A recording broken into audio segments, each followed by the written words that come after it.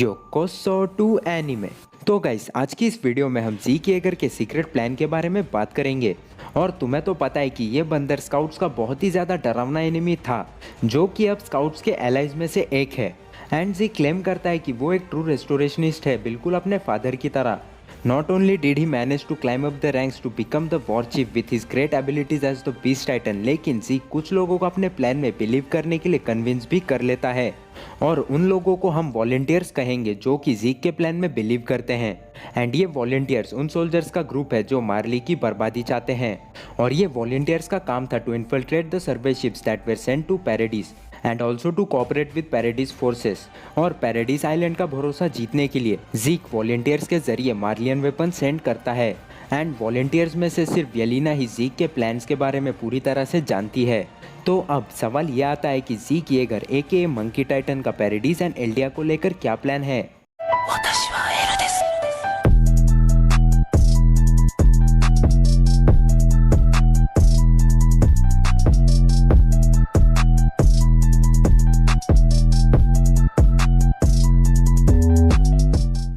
तो गाइस, ज़ीक का secret plan है टू यूथनाइज ऑल एल्डियंस, यानी कि ज़ीक फाउंडिंग टाइटन की मदद से सभी एल्डियंस बॉडी को ऐसे अल्टर करेगा जिससे सभी एल्डियंस अपनी बच्चा पैदा करने की शक्ति खो देंगे। हाँ, तुमने बिल्कुल सही सुना है, ज़ीक एल्डियंस की रेस पे फुल स्टॉप लगाना चाहता है, जिससे एल्डियंस अपने आप ही खत्म हो जाएंगे। और इसे ज़ीक कहता है द यूथनाइजेशन प्लान।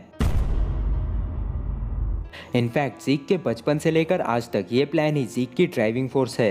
एंड इस प्लान की वजह से ही ज़ीक ने बीस्ट टाइटन को इनहेरिट किया। और तुमने हाल ही के एपिसोड्स में देखा है, ज़ीक ने लिबेरियो की रेड पैराडाइज फोर्सेस के साथ प्लान की थी। और इसका मेन रीज़न था कि ज़ीक एरेंड एंड उसके फाउंडिंग टाइटन के कांटेक्ट में आ सके।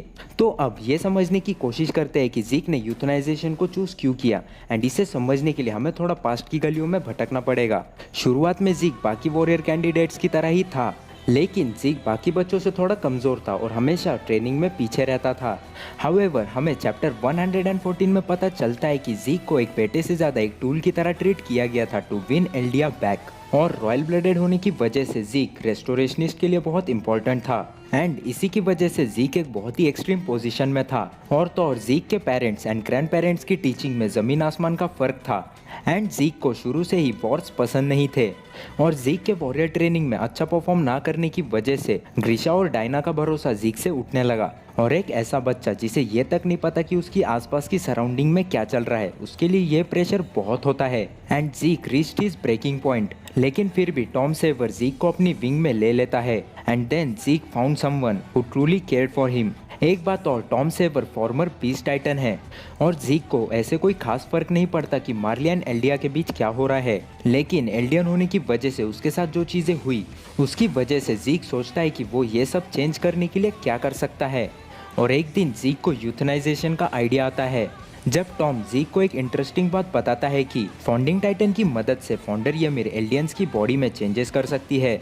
और ज़ीक सोचता है कि वो एल्डियन बॉडी को ऐसे अल्टर करेगा जिससे एल्डियंस रिप्रोड्यूस ही नहीं कर पाएंगे। एंड अकॉर्डिंग टू हिम ये बहुत ही पीसफुल वे है जिससे एल्डियंस एंड पूरी दुनिया की सालों से चली आ रही कॉन्फ्लिक्ट खत्म हो सकती है। और तुम्हें तो पता है कि ज़ीक एरेन की तरह कोई फाइटर नहीं है और ये आइडिया ज़ीक की पर्सनैलिटी पे सूट भी करता है। एंड ज़ीक टॉम को प्रॉमिस करता है कि वो यूथनाइजेशन प्लान को कैरी आउट करेगा और एल्डियंस के साथ साथ पूरी दुनिया को भी बचाएगा। लेकिन अब ये सब सुनने के बाद तुम सोच रहे होगे कि अगर ज़ीक यूथनाइजेशन प्लान को कैरी आउट करना चाहता है तो फिर ज़ीक ने स्मॉल स्केल रम्बलिंग प्रपोज क्यों की। तो मैं तुम्हें बता दूं, ये सब ज़ीक के प्लान्स का ही हिस्सा है। स्मॉल स्केल रम्बलिंग को यूज करके ज़ीक एनिमी फोर्सेस को पैराडाइज पे अटैक करने से रोकेगा, जिससे पैराडाइज को 50 इयर्स का टाइम मिल जाएगा टू अपग्रेड इट्स टेक्नोलॉजी। लेकिन यूथनाइजेशन एक लॉन्ग टर्म प्लान है और सभी एल्डियंस को मरने में कम से कम 50 इयर्स तो लगेंगे ही। एंड अब तुम समझ गए होगे कि ये सब एक दिखावा है। रम्बलिंग को यूज करके जो 50 इयर्स का टाइम पैराडाइज को मिलेगा, उस टाइम में पैराडाइज आइलैंड बाहर की दुनिया से मिलिट्री एंड टेक्नोलॉजी में कैचअप कर लेगा। लेकिन असल में इन 50 इयर्स में एल्डियंस ही खत्म हो जाएंगे। और अगर एल्डियंस ही नहीं होंगे तो टाइटन्स एंड टाइटन शिफ्टर्स भी नहीं होंगे। एंड इससे ymir के कर्ज पे भी स्टॉप लग जाएगा। और अगर आसान भाषा में कहूँ तो ज़ीक की मदद से एरन फाउंडिंग टाइटन को यूज करेगा एंड एल्डियंस की बॉडी को अल्टर करेगा जिससे वो रिप्रोड्यूस नहीं कर पाएंगे। और इस तरह से खून खराबा भी नहीं होगा एंड एल्डियंस शांति से मर सकेंगे। एंड इस दौरान कोई कंट्री पैराडाइज पे अटैक अटैक ना करे, इसलिए हिस्टोरिया बीस्ट टाइटन को इनहेरिट करेगी और एरन अपना फाउंडिंग टाइटन किसी नॉन रॉयल ब्लड एल्डियन पे पास ऑन करेगा, जिससे पैराडाइस फ्यूचर में भी रम्बलिंग को एक्टिवेट कर पाएगा।